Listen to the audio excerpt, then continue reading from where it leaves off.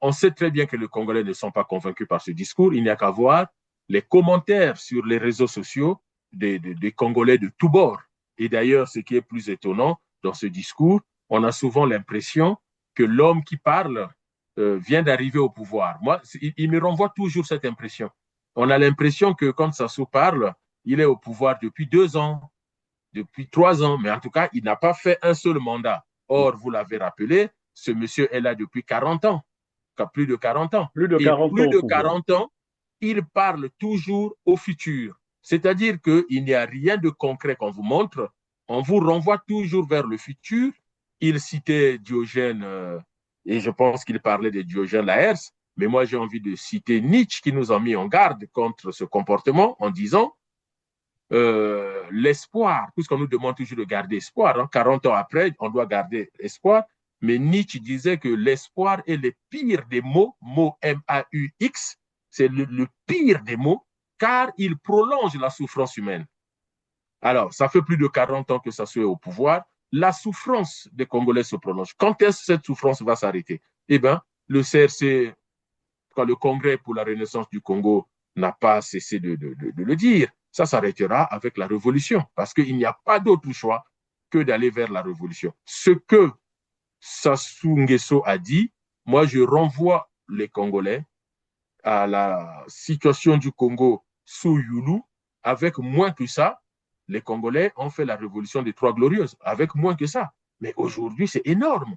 Didier Wedivolo, on va donc avancer et toujours sur ce volet sécuritaire, Denis Sassou Nguesso a fait comprendre que cette opération, et vous l'avez rappelé tout à l'heure, il ira jusqu'au dernier, donc traquer jusqu'au dernier bandit. Qu'est-ce qu'il faut comprendre par là? Est-ce que ça va continuer jusqu'à l'élection présidentielle? Et si on arrivait à l'élection présidentielle, j'imagine un peu qu'il triche, comme d'habitude, et que certains Congolais, ou les Congolais se disent, ben non, il faut manifester. Est-ce qu'il ne faut pas craindre que ces Congolais soient traités des bandits ou des koulounas et soient exécutés? Mais la réponse est dans votre question, M. Perrin. Sassou dit jusqu'à traquer le dernier. Or, il n'y aura jamais le dernier. Le dernier, il n'y en aura pas. Donc, et puis, dans la manière dont ce sujet est traité par le pouvoir, c'est qu'on n'a pas défini les caractéristiques du Koulouna. Le C'est là tout le Koulouna, problème, c'est un ennemi imaginaire. c'est un ennemi imaginaire. Donc, Koulouna, parce qu'on l'a vu dans les publications des Congolais, celui que le quartier a pointé comme tel. Celui que quelqu'un a désigné. On le voit. Oui, mais il y a un tel qui a dit qu'il était Koulouna, on est allé le prendre et on l'a tué. Donc, quand on regarde, comment on appelle ça, le panel, on va dire, quand on regarde l'absence de définition, de catégorisation du Koulouna, il y a eu un jeune qui avait des tatouages, qui a été tué, Oui, et tout le monde oui, a dit, mais il n'est pas ces tatouages, il les a depuis longtemps. Bon. Voilà, donc, la pointe noire, vous oui. voyez, voilà, donc, et lui, il dit, il ne pose pas de temporalité à cette opération, il dit jusqu'à l'élimination du dernier. Mais c'est un dernier toujours fabriqué, parce que les Koulouna, eux, ils les fabriquent. Ce qui suppose que demain, à l'élection présidentielle, il a tout le loisir de décréter l'état d'urgence, parce qu'il y a beaucoup plus de Koulouna. Il a tout le loisir de décréter un couvre-feu. Et donc, on va publier les résultats de l'élection présidentielle en mars sous couvre-feu, sous état d'urgence, ou à un moment où il y aura encore plus de militaires à l'extérieur, parce que semble-t-il qu'il faut aller chercher plus de Koulouna. Quel est le Congolais qui aura le courage d'aller manifester contre les résultats? Il n'y en a À pas. ce Et moment-là, la mars, solution, c'est quoi? L'alternative, c'est quoi? mais vous savez, au CRC, au Congrès pour la Renaissance du Congo, ça fait des années, mais vraiment des années, nous avons compris qu'avec ce pouvoir, la solution, c'est la révolution du fleuve.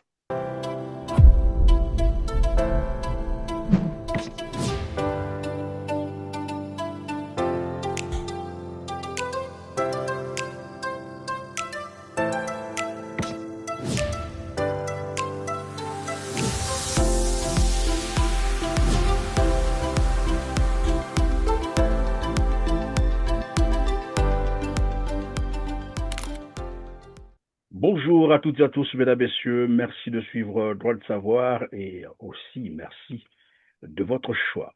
La République du Congo a célébré son 67e anniversaire de la proclamation de la République, une occasion qui a permis à Denis Sassou Nguesso de s'adresser aux membres du Parlement réuni. Dans son discours martial, Denis Sassou Nguesso a consacré une bonne partie à rappeler les événements tragiques qui ont marqué le Congo-Brazzaville, dont il est pourtant en grande partie responsable, mais sans jamais l'admettre. Discours qui pourrait être perçu comme un nouvel avertissement aux Congolais à l'orée de la prochaine élection présidentielle. Avec moi sur ce plateau, Didier Mouini, volo spécialiste des relations internationales et porte-parole du CRC, pour commenter quelques volets de ce discours. Bonjour Didier Mouini, volo. Bonjour, monsieur Christian Perrin, et merci pour l'invitation. C'est un plaisir de vous avoir encore sur notre plateau. Alors, quelques aspects du discours de Denis Sassou Nguesso seront au centre, je l'ai dit tout à l'heure, de cette interview. Commençons par l'analyse politico-historique présentée par Denis Sassou Nguesso qui, je le rappelle à nos téléspectateurs, est au pouvoir depuis déjà presque 42 ans, avec une petite interruption entre 1992 et 1997. L'histoire telle que présentée par Denis Sassou Nguesso pour parler de la République du Congo, vous a-t-elle convaincu? Bon, vous savez, c'est très difficile pour Denis Sassou Nguesso de me convaincre, mais pas que moi, mais presque 95-97% de la population congolaise. Les gens ne sont pas convaincus par son discours. Comment peuvent-ils l'être? Parce que lorsqu'on entend le discours de Sassou Nguesso, les Congolais, d'ailleurs, j'ai regardé massivement les commentaires des Congolais sur les réseaux sociaux. Et ce qui est dommage, c'est que Télé Congo, les autres chaînes au pays, ne donnent pas accès à la parole à tout le monde. Généralement, lorsque le président de la République prend la parole, fait l'état de la nation, attention, euh, ce discours du président de la République, et les Congolais ne doivent pas se tromper, hein, ce n'est pas une parole d'évangile, quand bien même que les évangiles sont parfois contestés. Or, ce qui est dommage, c'est que après cette prise de parole de Sassou Nguesso, il faut donc aller interroger à la fois les militants du PCT pour dire comment, qu'est-ce qu'ils en ont pensé, qu'est-ce que ça les renvoie, mais aussi ceux de l'UPADS, du MCDDI, du RDD, mais de Yuki, mais aussi et encore les intellectuels, la société civile, les représentants des droits de l'homme, les professeurs d'université, par exemple, Constant Ebarapeya, qu'est-ce qu'il en pense? euh, Bienvenue Manango, qu'est-ce qu'il en pense? Et ainsi de suite. Mais aussi interroger le commun de mortels, organiser les débats sur Télé Congo, sur DRTV, sur Téleka ou des TV, médias, oui, évidemment, oui. pour que les gens en parlent et chacun donne son analyse. Donc, on sait très bien que les Congolais ne sont pas convaincus par ce discours. Il n'y a qu'à voir les commentaires sur les réseaux sociaux des Congolais de tous bords. Et d'ailleurs, ce qui est plus étonnant dans ce discours, on a souvent l'impression que l'homme qui parle vient d'arriver au pouvoir. Moi, il me renvoie toujours cette impression. On a l'impression que quand Sassou parle, il est au pouvoir depuis 2 ans, depuis 3 ans, mais en tout cas, il n'a pas fait un seul mandat. Or, vous l'avez rappelé, ce monsieur est là depuis 40 ans, plus de 40 ans. Plus de Et 40 ans plus au de pouvoir. 40 ans, il parle toujours au futur. C'est-à-dire qu'il n'y a rien de concret qu'on vous montre, on vous renvoie toujours vers le futur. Il citait Diogène, et je pense qu'il parlait de Diogène Laërce, mais moi j'ai envie de citer Nietzsche qui nous a mis en garde contre ce comportement en disant l'espoir, puisqu'on nous demande toujours de garder espoir, hein, 40 ans après, on doit garder espoir, mais Nietzsche disait que l'espoir est le pire des mots, mot M-A-U-X, c'est le pire des mots, car il prolonge la souffrance humaine. Alors, ça fait plus de 40 ans que ça soit au pouvoir, la souffrance des Congolais se prolonge. Quand est-ce que cette souffrance va s'arrêter? Eh bien, le CRC, quand le Congrès pour la Renaissance du Congo n'a pas cessé de le dire, ça s'arrêtera avec la révolution, parce qu'il n'y a pas d'autre choix que d'aller vers la révolution. Ce que Sassou Nguesso a dit, moi je renvoie les Congolais à la situation du Congo sous Youlou. Avec moins que ça, les Congolais ont fait la révolution des Trois Glorieuses. Avec moins que ça. Mais aujourd'hui, c'est énorme. Hein? Le tableau que nous brosse Sassou, c'est lui qui est responsable. Et il nous demande de garder espoir vers le futur. Quel futur, on ne sait pas. Évidemment, tout à l'heure, vous disiez, ben voilà, les avis sont partagés. C'est vrai, j'ai été curieux d'aller lire sur la page officielle de la présidence de la République du Congo, le discours et les commentaires.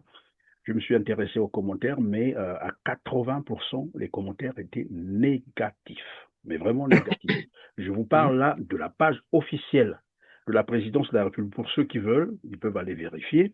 Bien Mais sûr. très curieusement, lorsque j'ai suivi le président de l'Assemblée nationale, Isidore Mvouba, j'ai eu l'impression de suivre, je ne sais pas s'il faut parler ici de, ben, du corbeau, ça vous dit quelque chose, non? Le corbeau et le renard. Tout flatteur vit aux dépens de celui qui le coûte. Vous l'avez probablement suivi vous aussi. Si, si, je l'ai suivi. Et puis, oui, oui, c'est ça. Hein, mais en fait, là aussi, euh, je n'ai pas fait cette analyse comparée, mais je pense que si vous prenez les discours d'Isidore Fouba depuis 5 ans, voire plus, j'ai l'impression qu'il recycle le même discours.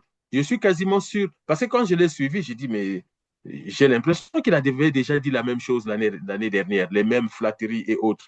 Et puis, je me demande, Isidore Fouba parle de quel pays? Parce que quand il dit dans son discours que il parle même des résultats sont palpables, mais et il cite les hôpitaux. Alors, dites-moi si je me trompe, Monsieur Perrin.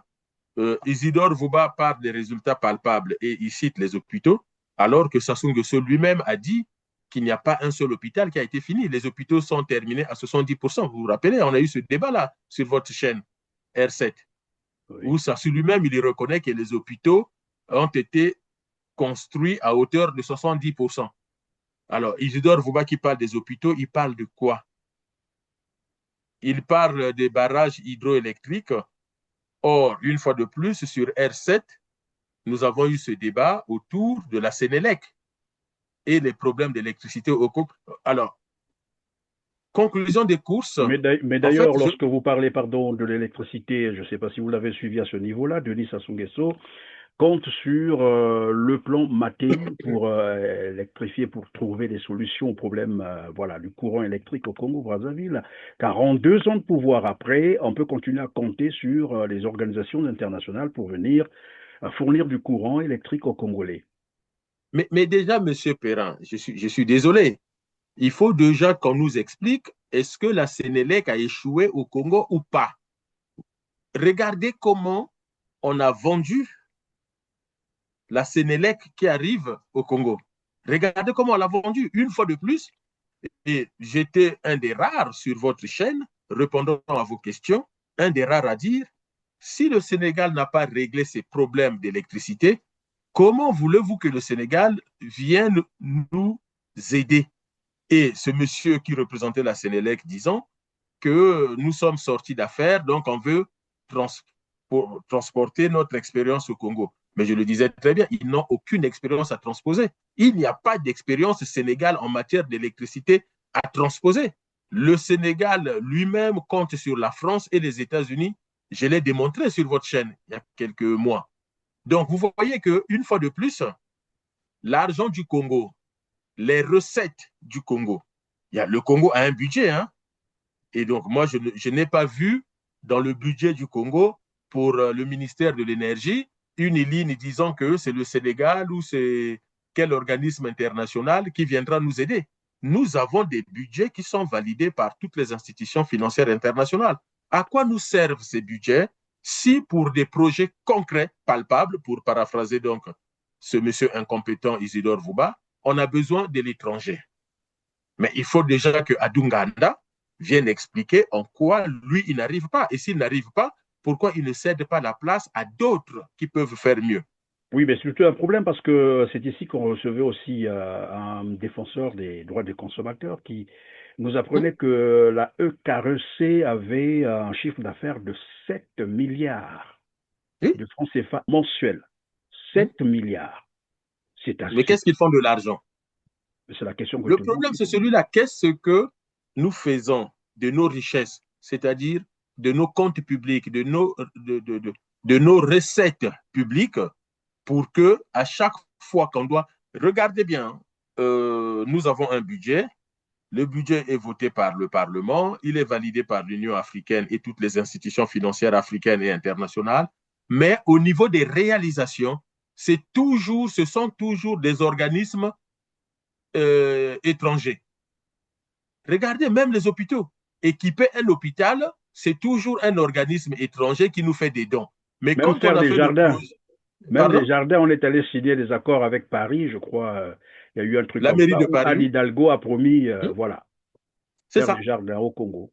Voilà, c'est ça. Donc, à un moment donné, il faut se poser la question, à quoi sert le budget national? Si toutes les réalisations, c'est toujours avec l'aide des étrangers.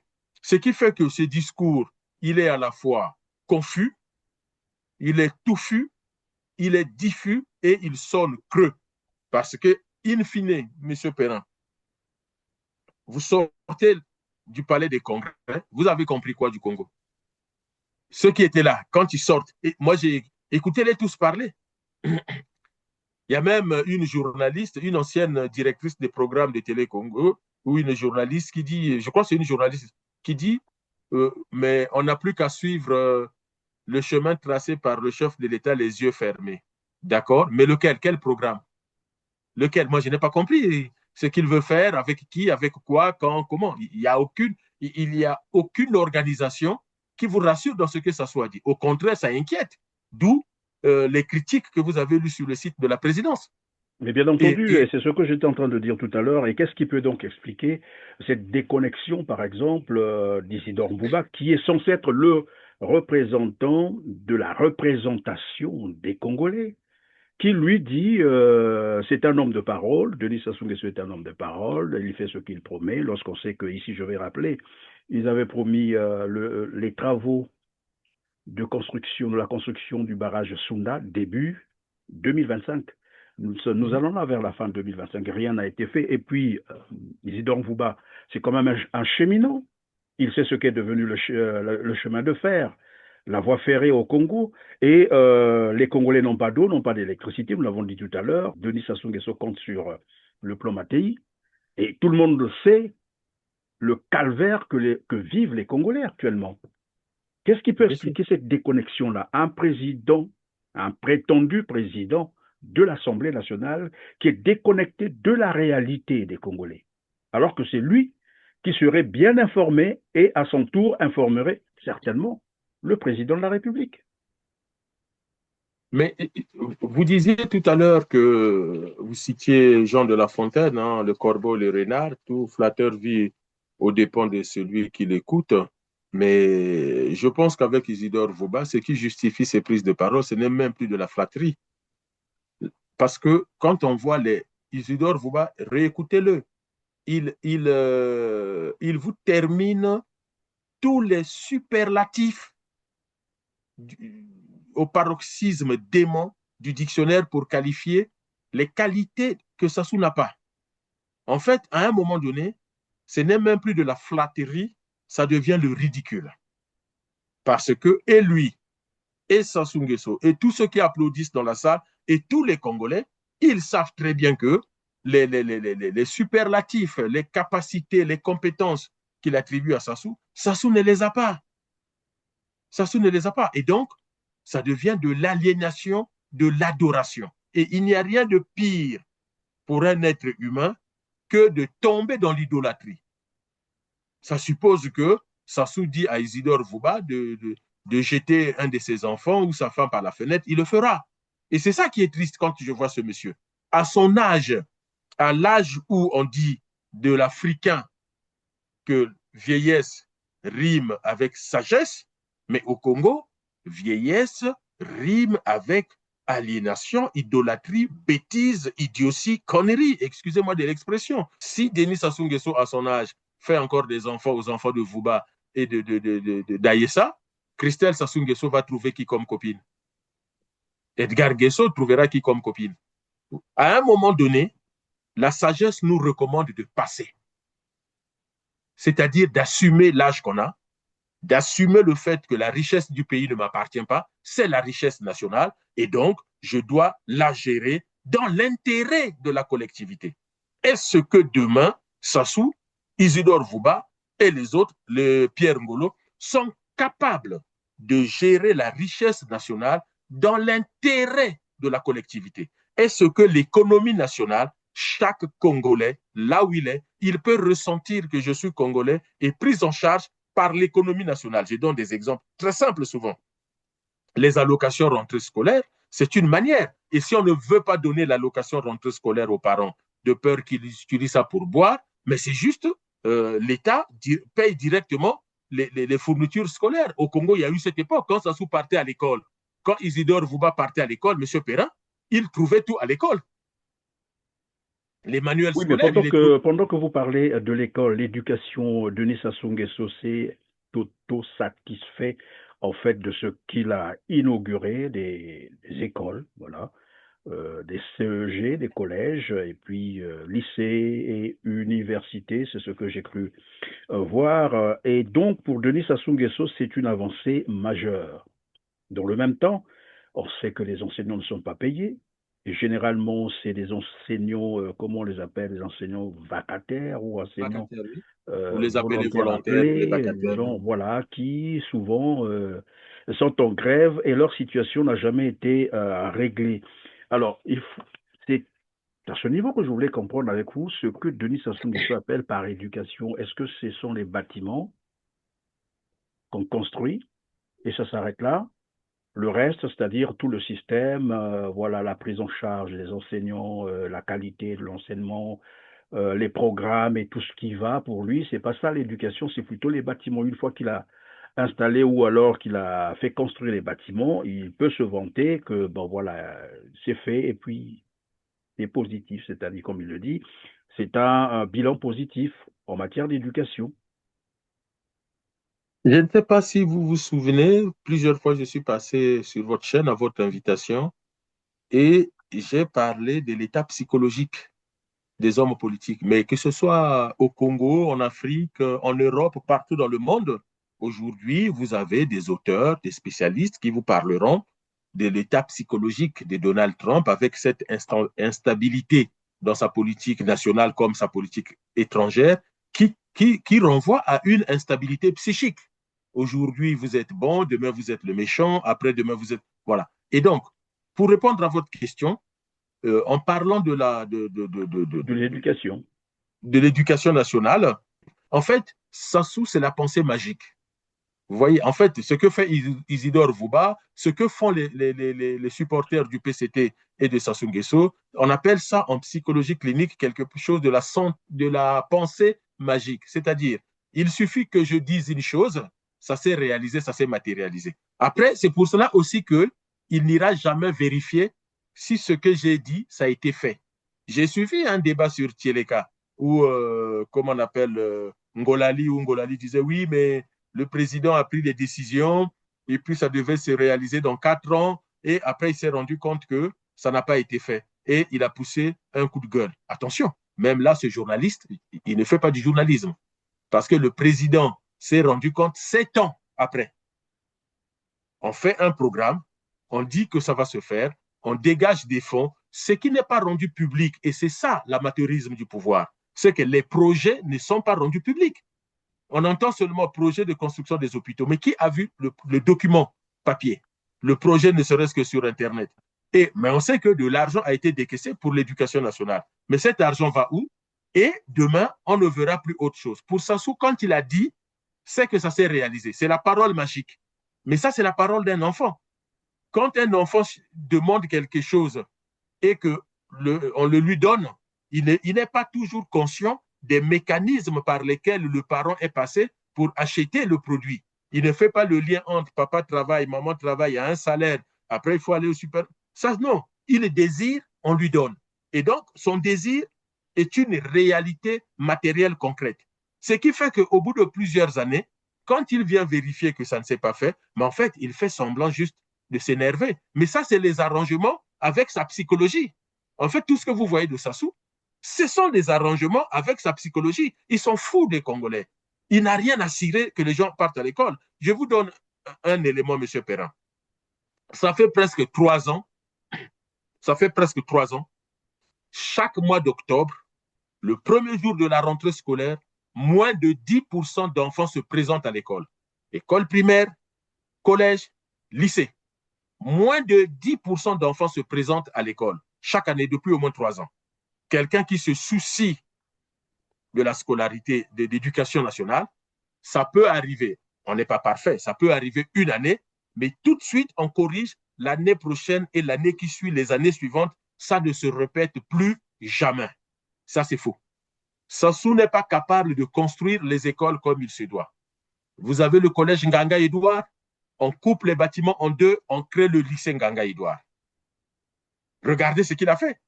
En fait, cette école qui accueillait tant d'élèves, mais au bout de 20 ans, dans ce secteur, la croissance démographique est à combien? Donc, au lieu de construire des nouvelles écoles, ce sont les anciennes écoles qu'il casse pour reconstruire. Mais il règle quoi comme problème? Mais c'est ce qui est d'ailleurs curieux. Pourquoi est-ce que c'est Raoul Ominga qui s'en charge désormais? Lui qui est directeur général de la SNPC, alors qu'il y a un ministère de l'Éducation nationale. J'allais dire le gouvernement. Monsieur Perrin, mes parents ngala disent Mawamingi, Nambo Kanabiso, Mawamingi. Mais c'est là où vous voyez l'idolâtrie, l'aliénation. Vous savez, le Christ, quand le Christ nous met en garde contre le démon, le péché, mais c'est surtout l'idolâtrie, l'aliénation. Le Christ, il nous dit d'avoir la foi, mais il nous dit quoi encore? Cherchez, vous trouverez. C'est-à-dire, il nous demande d'être des chercheurs, pas seulement des croyants aveugles, comme Sassou nous invite. Frappez, on vous ouvrira. Demandez, on vous donnera. Cherchez, frappez, demandez. Ce sont des verbes d'action. Ce ne sont pas des verbes de passivité. On ne reste pas passif. Mais ça, c'est le Christ. Il nous dit il faut se lever le matin pour prier. C'est des verbes d'action, de mouvement. Mais au Congo, on a cessé de réfléchir. Il suffit que quelqu'un construise quelque chose, tout le monde applaudit, mais on applaudit même les députés qui construisent les écoles que personne n'a demandé. Donc, Raoul Ominga, c'est ça, hein, Raoul Ominga, oui. Raoul Ominga, il est directeur général de la SNPC. Tout à fait. Bon, d'accord. Sa fiche de poste, c'est quoi, M. Perrin? La fiche de poste d'un directeur de la SNPC. Donnez-moi le nom d'un pays pétrolier, même le Gabon à côté, le Cameroun à côté, le Tchad à côté, le Sénégal en Afrique et les autres pays, le Nigeria.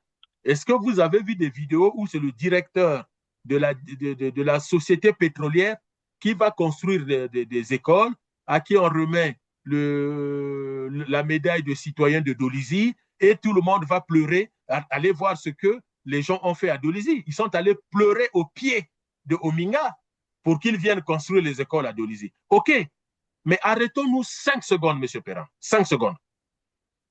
Est-ce que nous avons un ministère de l'Éducation nationale?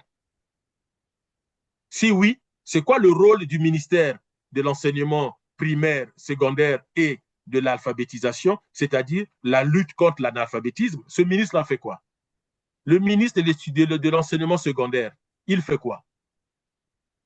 Et où va le budget de l'éducation nationale? Voilà les gens qui applaudissent aveuglement M. Ominga, oublient d'être scientifiques dans la méthode. Si c'est maintenant Ominga qui construit les écoles au Congo, mais où trouve-t-il l'argent? Je vous rappelle que la SNPC est une société publique, une société d'État. À ce titre, Raoul Ominga est salarié de l'État congolais. Donc, l'argent avec lequel il construit ses écoles, ça vient d'où? Est-ce que ça vient d'une fondation? Parce que je vais vous dire une chose. Total, BP, les grandes sociétés maritimes, toutes les sociétés du monde, même Microsoft, qu'on connaît plus en Afrique, avec la fondation, Bill Gates, j'ai déjà dit le mot. Toutes les grandes compagnies, la plupart en tout cas, ont ce qu'on appelle des fondations. Et en toute transparence, ces sociétés transfèrent une partie de leurs bénéfices dans le financement de leurs fondations et tout ça c'est contrôlé par la fiscalité, le fisc de leur pays. Est-ce que c'est la même pratique avec Ominga? Est-ce que c'est la fondation SNPC? Si oui, combien on prélève dans le bénéfice de la SNPC? C'est parce que ce n'est jamais le capital. Ce n'est non plus le salaire d'Ominga. Mais tout ça, ça se fait dans un flou artistique et c'est Ominga qui va maintenant construire les écoles. En fait, on ne fait rien. Est-ce que ce n'est pas là une stratégie de fabrication des hommes d'influence autour de Denis Sassou Nguesso? Mais bien sûr. Mais le but, c'est de créer comme ça les hommes d'influence autour de Sassou Nguesso. C'est exactement ce qui s'est passé à Madagascar. Vous avez cet homme d'influence autour du président malgache et ce monsieur, il a fui comme le président malgache. En fait, c'est lui qui vient faire 2-3 bricoles et il endort le peuple.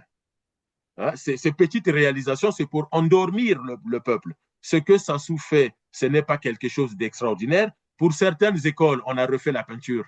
Hein, pour certaines écoles, on a juste refait la peinture. Pour certains hôpitaux, on a juste refait la peinture. J'avais déjà recadré un député qui est allé mettre la peinture sur des murs, on ne sait où, et on vient dire à la télé qu'il a construit un hôpital. Mais vous savez combien ça coûte de construire une école ou un hôpital? Vous allez regarder à l'intérieur d'une école de quoi on a besoin. Il n'y a pas un seul salarié au Congo, soit-il directeur de la SNPC, qui peut construire même une école maternelle avec l'argent de son salaire. Il n'y en a pas. Sinon, il n'y en a pas, il y a également, donc on va passer au volet santé, parce que là également, Denis Sassou Nguesso s'est vanté de construire des hôpitaux, il en a d'ailleurs inauguré, et voilà. Et donc ça rentre dans son bilan qu'il estime positif.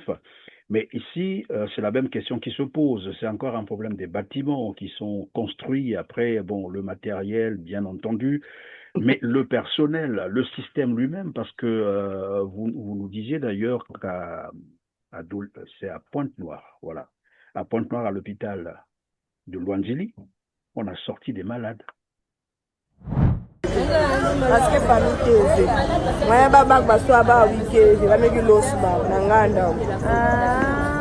D'accord. Bien, l'hôpital de Luanzili, ce matin, 2-3 corps. Ils ont jeté les corps sous prétexte que la famille ne veut plus prendre en charge. Regardez vous-même. Les hôpitaux du Congo.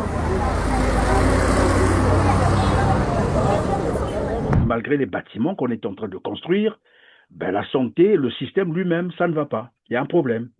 Monsieur Perrin, Rabelais, qu'on connaît comme l'un des grands pédagogues au monde, parce que nous, on nous enseignait Rabelais comme un littéraire, mais Platon, Socrate, Rabelais, Diogène dont citait Denis Sassou Nguesso, Hobbes, John Locke, c'est d'abord des pédagogues.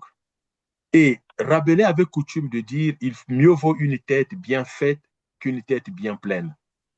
C'est pour contredire un peu les connaissances encyclopédiques.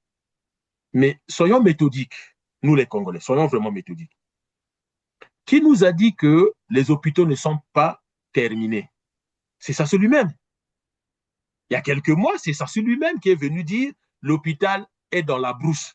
Les hôpitaux sont dans la brousse. Ce n'est pas quelqu'un qui l'a dit, c'est Sassou lui-même. Le jour de mon arrivée à Madingu, sur le trajet du stade vers le centre de la ville, j'avais arrêté mon cortège parce que je passais à côté de l'hôpital général en construction et j'ai constaté que l'hôpital général en construction était dans la brousse.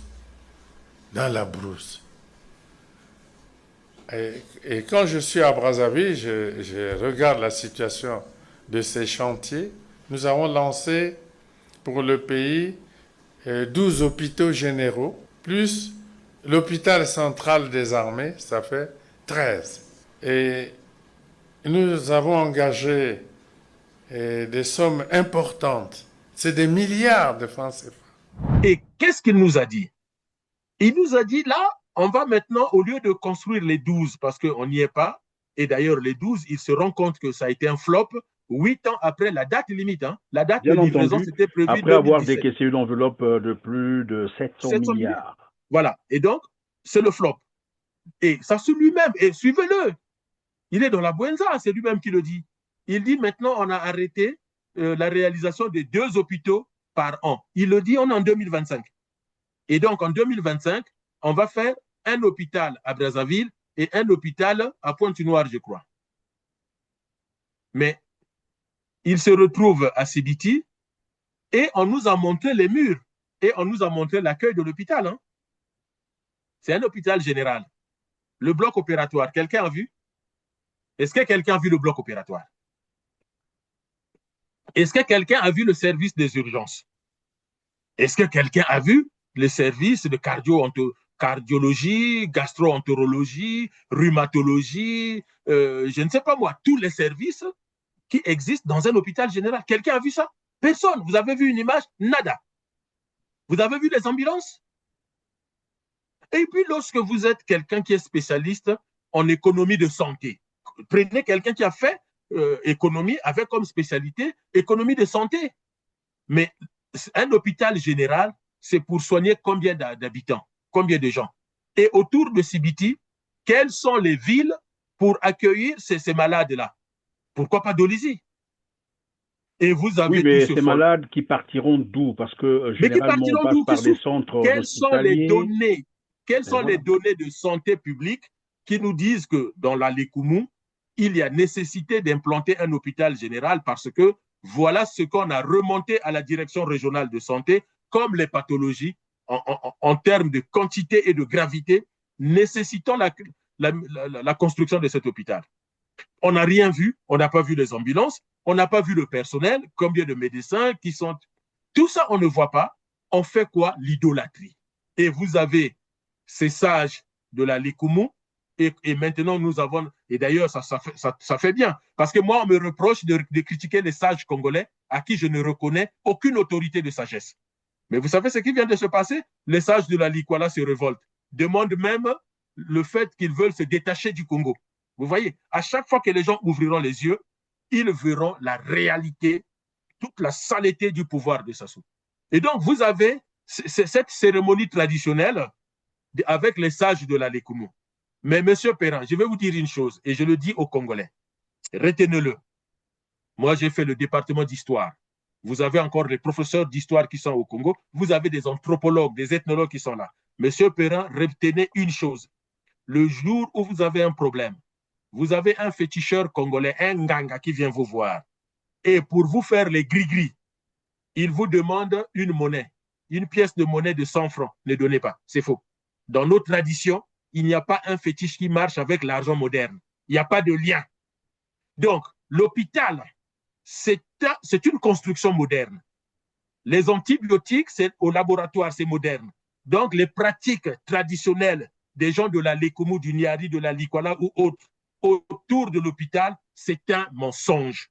Nos esprits, les esprits de nos ancêtres, n'ont jamais appris à protéger les hôpitaux parce que la vie où ils ont vécu, il n'y avait pas d'hôpitaux, il n'y avait pas de bloc opératoire. Donc, arrêtez d'amuser les gens. Allez demander aux anthropologues, ils vous le diront. Vous savez, dans ma pratique professionnelle, je rencontre un jeune Malien qui me dit que j'ai fui le Mali parce que mon oncle faisait des gris-gris et chez nous, les gris-gris, là, quand on jette ça dans l'océan, tu meurs. J'ai dit, mais jeune homme, le Mali est un pays intérieur, il n'y a pas d'océan. Donc, vous ne pouvez pas avoir des pratiques magico-fétichistes en lien avec l'océan que vous n'avez pas connu. Vous n'êtes pas un pays côtier. Donc, voilà que tout ça, c'est quoi? L'idolâtrie, l'aliénation du peuple. Et tout le monde est content. Ah, les sages ont protégé cet hôpital. Et OK, rendez-vous dans 2 mois. Rendez-vous dans 2 mois, on verra les premiers résultats. Et d'ailleurs, au Congo, tout ce qu'on met en place comme projet, on ne fait jamais de bilan. Il n'y a aucun bilan qui est fait. Il n'y a aucune vérification qui est faite sur le parcours pour dire que, ah tiens, on a commencé telle date, à 2 ans d'échéance, quel bilan on fait? Et chaque année, M. Perrin, normalement, dans le monde entier, je vous dis bien dans le monde entier, chaque année, entre le mois de février et d'avril, chaque institution devrait faire ce qu'on appelle son rapport d'activité annuel. C'est-à-dire l'Assemblée nationale, le gouvernement, les hôpitaux, le chemin de fer, les compagnies d'aviation, tous devraient faire leur bilan annuel. Un rapport annuel. Dans le rapport et annuel... D'ailleurs, pendant que vous parlez de l'aviation, je ne sais pas si vous avez vu ce reportage qui circule sur la toile, c'est bien, je crois, Air Ivoire, hein, c'est comme ça qu'on doit appeler ça. D'accord, oui, j'ai vu. Oui. Que je vous propose d'ailleurs de suivre et on revient pour le commentaire. Suivez. Ils sont 16 étudiants pilotes de ligne et 13 mécaniciens d'avion pour la 3e promotion de l'école supérieure aéronautique et du spatial de l'Institut national polytechnique Félix Houphouët-Boigny de Yamoussoukro. Depuis sa création, Air Côte d'Ivoire conduit une politique volontariste de formation de jeunes Ivoiriens dans les métiers techniques de l'aéronautique. À travers ces formations, la compagnie aérienne veut relever le défi des manques de professionnels dans le secteur aérien.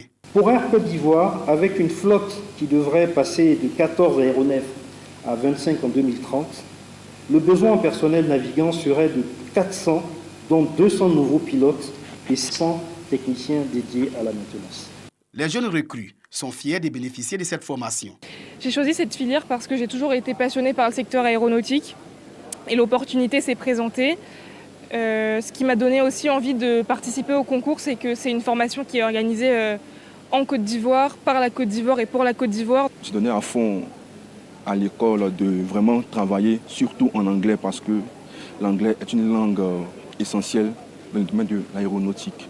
L'INPHB, partenaire stratégique de la compagnie aérienne nationale, veut aussi se forger une réputation de la formation des professionnels de l'aviation. L'existence de cette école marque la volonté du gouvernement de former des cadres ingénieurs, techniciens, pilotes et dans tous les métiers en lien avec le secteur aérien, de façon à pouvoir accompagner donc le développement de notre pays dans ce secteur. Le ministre de l'Enseignement supérieur et de la Recherche scientifique se réjouit de ces partenariats entre les deux structures nationales. Pour Adama Diawara, la Côte d'Ivoire est en train de résoudre la question de l'inadéquation formation-emploi. Le fait que tous les diplômés sortant de ces formations-là soient recrutés aussi bien par Air Côte d'Ivoire que parfois par des compagnies aériennes étrangères, cela dénote une chose, c'est que nous sommes en train de résoudre le problème systémique majeur que nous connaissons dans notre dispositif, à savoir l'inadéquation formation-emploi au double niveau qualitatif et quantitatif. Une convention de partenariat est signée entre Air Côte d'Ivoire et l'Institut national polytechnique Félix Houphouët-Boigny. La formation des étudiants, pilotes de ligne et mécaniciens d'avion va durer 20 mois. 5 mois théoriques à Yamoussoukro et les 15 autres pour une formation pratique à Addis Abeba, en Éthiopie. Voilà une bonne illustration, c'est en Côte d'Ivoire, des jeunes pilotes, des jeunes mécaniciens, des jeunes techniciens formés pour booster évidemment la compagnie Air Ivoire, c'est ce que j'ai cru comprendre. Et moi, je pense un peu à l'INA Congo, à Eker. Le Congo, jusqu'à ce jour, évidemment, nous sommes donc le 29 novembre 2025, le Congo n'a aucune compagnie aérienne nationale. C'est même Eker qu'on nous a présenté, en fait, c'était la société ou la compagnie de Bouya, mais ce n'était pas la compagnie aérienne nationale. Le Congo n'a pas de compagnie aérienne nationale. Alors qu'on a eu l'INA Congo, qui a fait des beaux jours au Congo. Bien sûr, bien sûr. Il y avait même le projet que l'INA Congo puisse desservir la France. Il y avait ce projet-là. Moi, j'étais encore jeune, j'entendais les parents parler de ce projet. Mais M. Perrin, quand on suit ce qui se passe en Côte d'Ivoire avec cette école polytechnique, cet Institut national polytechnique, avec la formation des pilotes et des mécaniciens, et j'ai lu l'écriteau, ils disent la Côte d'Ivoire doit devenir un hub. Vous venez là, par ce document, merci beaucoup, par ce document, vous venez de répondre à toutes les questions que vous m'avez posées sur l'éducation. Écoutez comment il parle de l'éducation et l'emploi et les hôpitaux dont vous avez parlé. Parce que, in fine, qu'est-ce qu'on entend dans ces documents? Vous entendez que c'est des directeurs qui parlent. Mais enlever ce directeur, remplacer Adunganda, directeur de la SNE, pourquoi il ne parlerait pas comme ça au présent avec du concret? Là, avec ce qui se passe en Côte d'Ivoire, ce qu'ils vous disent là, M. Perrin, en fait, qu'est-ce qui se passe? Toutes les banques du monde, tous les partenaires qu'ils citent comme Ethiopian Airlines et l'Éthiopie, mais ils peuvent venir évaluer. Et cette école, moi, je vous mets au défi, allez les voir. C'est sûr que chaque année, ils publient leur rapport d'activité. Parce que les investisseurs dans le monde entier vous demanderont le rapport d'activité, les rapports d'activité au moins des 3 années précédentes et vos bilans économiques et financiers. Ça, c'est la règle partout dans le monde. Or, quand vous entendez Sassou parler, mais il n'y a aucun bilan qui est fait. Il n'y a aucun sérieux. Il parle de beaucoup de choses qu'on ne peut pas vérifier. Isidore Vouba a parlé des universités. Mais vous avez vu l'état de l'université, Madame Gwabi? Regardez, eux, ils parlent de Polytechnique. Écoutez comment ils parlent. Vous avez les élèves, les étudiants qui sont là. C'est la 3e promotion, il vient de le dire. Mais est-ce qu'on peut penser que finalement, il manque une vision, voilà. Parce que là, lorsqu'on a regardé ce reportage, on sent très bien qu'il y a une vision de l'entreprise, une vision de cette compagnie, d'aller loin. Mais tout le monde le dit. Plus loin. Ils disent qu'ils ont réglé le paradoxe formation-emploi.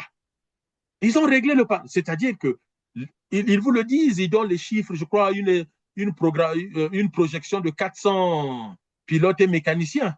400 pilotes et mécaniciens qui, au final, une fois formés, sont recrutés par Air Côte d'Ivoire ou sont recrutés, comme ils le disent eux-mêmes, par d'autres compagnies. Ça nous renvoie à quoi, M. Perrin? À cette phrase idiote prononcée par Koliné Makosso disant « Oui, mais les Congolais attendent tout de l'État ». Mais là, vous venez de voir, sans État, on ne fait rien. Koliné Makosso, Sassou Nguesso, ils ne comprennent pas c'est quoi l'État. L'État de Côte d'Ivoire, Christelle Sassou Nguesso, au lieu d'aller voyager dans les pays arabo-musulmans, mais qu'il aille en Côte d'Ivoire, ça c'est un partenariat privé-public. Ils ne l'ont pas dit, mais c'est un partenariat privé-public gagnant-gagnant. C'est-à-dire, l'État soutient par la formation, par la création d'une entreprise, et la jeunesse va se former. Regardez les jeunes qui... Vous savez, en regardant cette vidéo depuis quelques jours sur Internet, je me suis appesanti sur les noms des étudiants en lien avec les noms des membres du gouvernement. Eh bien, ils ne se connaissent pas. Les étudiants le disent eux-mêmes. J'ai passé ce concours. Pourquoi j'ai passé ce concours? Il y a un qui a dit j'ai galéré à apprendre l'anglais parce que... Vous voyez? Et c'est ça, un État. C'est-à-dire, l'État met les moyens et chaque Congolais, avec ses capacités, ses moyens, il passe ses concours, il se forme, il sera embauché par Eker, Lina Congo, ou il se fera embaucher par Gabon Airlines, par Ethiopian Airlines. Et puis, la notion de hub, c'est quoi? Aujourd'hui, pourquoi beaucoup de compagnies ne viennent pas au Congo? Mais les Congolais doivent comprendre, parce qu'il nous manque un hub, c'est-à-dire que ce que la Côte d'Ivoire est en train de régler, jusqu'aujourd'hui, vous n'aviez que 3 pays en Afrique. L'Afrique du Sud, le Maroc et l'Éthiopie. C'est pour ça que ceux qui vont en Afrique centrale comme chez nous, ils prennent beaucoup Ethiopian Airlines ou Royal Air Maroc, parce que eux, dans leur pays, ils ont des hubs. Casablanca, n'importe quel avion peut atterrir. L'avion connaît une avarie, et bien cet avion à Casablanca ou en Éthiopie peut avoir de la maintenance. C'est-à-dire vous avez des mécaniciens locaux en aéronautique qui sont sur place, qui peuvent. Or, si cela arrive chez nous, qu'est-ce que Air France va faire? Qu'est-ce que Ethiopian Airlines ou Royal Air Maroc? Eh bien, ils vont faire venir les techniciens de chez eux, qui vont venir à Brazzaville ou à Pointe-Noire, et ça va leur coûter très cher que d'avoir accès aux techniciens congolais. Et donc, nous, on critique les pauvres populations en disant qu'ils attendent tout de l'État, mais l'État est médiocre et incompétent et ne sait pas c'est quoi son travail, et on critique. Et merci beaucoup d'avoir proposé cet exemple-là. L'exemple de la Côte d'Ivoire, eh ben, c'est un exemple sur lequel les Congolais peuvent beaucoup réfléchir. Je vous en prie, et puisque nous parlons de l'emploi, de la jeunesse, alors venons-en. Denis Sassou Nguesso a évoqué ce volet également. Il a rappelé l'année de la jeunesse, l'année 2024 qui avait été consacrée année de la jeunesse. Et là, il a changé de discours. Il a dit la proclamation de 2024, année de la jeunesse, n'était point d'apporter pendant cette courte période les solutions aux attentes, bien sûr, à toute la frange la plus nombreuse de notre population. Il s'agissait plutôt, c'est lui qui le dit, de renforcer les fondements d'une prise de conscience collective. Alors que moi, je me souviens, lorsqu'on avait annoncé l'année de la jeunesse, c'était à la clé la création de 100 000 emplois. Ce n'est pas moi qui le dis. On peut retrouver le discours, je crois, c'était le compte-rendu de Thierry Mongala. Tout le monde peut aller encore réécouter cette bande. Donc, le gouvernement avait promis 100 000 emplois avec, je crois, 10 000 qui étaient déjà presque, ils avaient déjà, en fait, identifié, c'est ce qu'ils disaient, ils avaient déjà identifié 10 000 et qu'ils allaient en créer 90 000. Alors, 2 ans après, Denis Sassou Nguesso change de discours, le langage, il faut le dire comme ça. Je n'étais pas pour apporter, pendant cette courte période, les solutions aux attentes de la jeunesse, il a voulu dire. Que comprendre par ce revirement de Denis Sassou Nguesso? Encore une fausse promesse, un mensonge. Comment comprendre ça? Alors, on peut parler de fausses promesses, on peut parler de mensonges et tout. Tout à l'heure, je parlais de pensée magique. Je disais il faut faire attention avec la psychologie de Denis Sassou Nguesso, mais aussi de ceux qui sont autour de lui. Mais là, moi, je pense qu'on est dans le mépris. On est vraiment... Pardon? Carrément, dans le mépris. Ah oui, disons les choses telles qu'elles sont. Vous savez, les psychosociologues disent il faut définir, catégoriser les choses si on veut les régler. Ça ne sert à rien de passer par 4000 chemins. On est dans le mépris. Dans le mépris, dans le sens que quelqu'un qui vous promet quelque chose, et il vous le dit sincèrement, et puis il vient, et puis bon, avec dédain, il vous dit non, non, c'est vous qui avez mal compris. En fait, Sassou est en train de dire que les Congolais ont mal compris. OK, si les Congolais ont mal compris, quand il a dit l'année de la jeunesse, alors le premier qui l'a mal compris s'appelle Thierry Mongala. Souvenez-vous, question des journalistes sur l'année de la jeunesse, Thierry Mongala, on est l'année dernière 2024, entre septembre et novembre 2024, où les gens commençaient à faire le décompte des pays émergents 2025. L'année 2024 va bientôt se terminer. Et vers le mois de septembre, les gens disant, il nous reste 4 mois, il nous reste 3 mois, il nous reste 2 mois. Thierry Mongala est venu devant la presse. Sa réponse, c'était quoi? Ah oui, l'année de la jeunesse, ce n'était pas seulement 2024, c'était 2024, 2025, 2026, jusqu'à peut-être 2030, je crois. Et il dit, si d'ici la fin de l'année 2024, je vous dis que nous aurons créé les 100 000 emplois, je ne serai pas dans le mensonge, je serai dans l'approximative statistique. Hein. Il avait eu une expression comme ça, qui avait fait rire les journalistes. Donc, Thierry Mongala nous a donné à l'époque une réponse qui est contraire de ce que Sassou nous dit aujourd'hui. Ça renvoie à ce que je disais tout à l'heure, M. Perrin. C'est-à-dire que vous avez, Sassou lui-même va dire une chose, son Premier ministre va dire le contraire, le ministre de l'Assemblée va dire autre chose, comment on appelle, Thierry Mongala. En fait, ce gouvernement se moque des gens. Parce que si ce gouvernement était sérieux, ils se concertent tous sur les éléments de langage. Il faut le savoir. C'est-à-dire qu'aux États-Unis, en Russie, en Chine, en France, partout dans le monde, un gouvernement, les gens se concertent sur les éléments de langage pour dire, ah tiens, année 2024, année de la jeunesse, 100 000 emplois, on n'y est pas. Alors, on va se faire attaquer par l'opposition. Non, au Congo, il n'y a pas d'opposition. C'est les amis du pouvoir.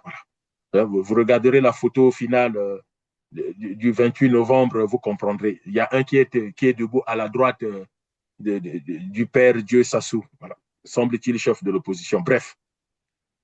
Donc, le président, le premier ministre, tous les ministres, on se met d'accord. Et d'ailleurs, si vous demandez à ceux qui ont fait des études de sciences politiques, le ministre porte-parole du gouvernement. Vous savez ce qui se passe? En fait, après chaque conseil de ministre, conseil de cabinet, une réunion importante, le ministre porte-parole du gouvernement, il fait le tour de tous les ministres en disant quels sont les éléments de langage tu veux que je puisse porter à la connaissance du public suite au Conseil des ministres, suite à la réunion. Et c'est quand il a fini de récolter pour tout le monde, il vient, il fait ce compte rendu. Or, vous avez le président qui vous dit les hôpitaux sont dans la brousse, et après, on va inaugurer un hôpital où on nous montre que 2-3 choses. Le ministre, plutôt le président de l'Assemblée dit les hôpitaux, il a tout réalisé. Et puis le Premier ministre lui-même, hein, avant Sassou, c'est Koliné Makosso, vantant les 12 travaux de Koliné Makosso qui vantaient la construction de 12 hôpitaux généraux partout au Congo, pour se faire contredire moins d'1 an après par Sassou Nguesso lui-même. Mais tout ça, ça se passe sans état d'âme. C'est pour ça que je parle du mépris du peuple. Il ne s'excuse pas. Personne ne s'excuse. Sassou aurait pu s'excuser auprès du peuple congolais du fait que finalement l'année 2024 n'a pas été l'année de la jeunesse. Finalement, il n'a pas créé les 100 000 emplois. Il n'a pas créé non plus les 10 000 emplois. Qu'il a bouffé l'argent des 14 000 milliards de générations futures. Dans le récent discours, il a déclaré qu'il y a eu un recrutement de 10 000 jeunes, je ne sais pas. Oui, mais dans quel secteur? Oui, mais dans quel secteur? Le secteur. Mais dans quel boulot? C'est la question. Les 10 000 là, ils travaillent où? Qui a vu dans son quartier, à Brazzaville, à Pointe-Noire, à Dolisie, à Kinkala, à Djambala, à Wesso, à Imfondo, à Dongu, à Epena, à Makotipoko, qui a vu des gens de son quartier trouver du travail dans quelle entreprise? Et puis quand on dit 10 000 recrutés, c'est quand même 10 000 familles. Ça veut dire que ça devait se faire sentir en fait. Mais vous ne pouvez pas, Monsieur Perrin, lorsque dans un pays comme les États-Unis, on crée 1000 emplois, 3000 emplois, ça se fait sentir. Ça se fait sentir dans le changement dans la vie des populations. C'est-à-dire que vous gagnez des points de consommation. Parce que quelqu'un qui travaille, qui a un salaire, qu'est-ce qu'il va faire? Il va consommer. Il va consommer quoi? Les biens et les services. Et donc, les sociétés modernes aujourd'hui sont des sociétés de consommation. Le mec a traîné avec un seul pantalon. La jeune femme a traîné avec une seule jupe. Mais si réellement dans les 10 000 emplois, ils sont là, mais le mec va s'acheter. Donc, les commerçants qui vendent les pantalons vont... Je donne l'exemple du pantalon. Les mamans au marché vont voir que nous avons de nouveaux consommateurs, de nouvelles consommatrices. Et donc, la rentrée scolaire qui va suivre en octobre, on aura un peu plus d'enfants qui viendront à l'école heureux, joyeux et tout. Moi, je peux faire une évaluation des politiques publiques au Congo. Ce sont des choses que je veux aller vérifier. Il ne suffit pas de dire qu'on a créé 10 000 emplois. Mais dans quel secteur? Quels sont les secteurs porteurs? Regardez,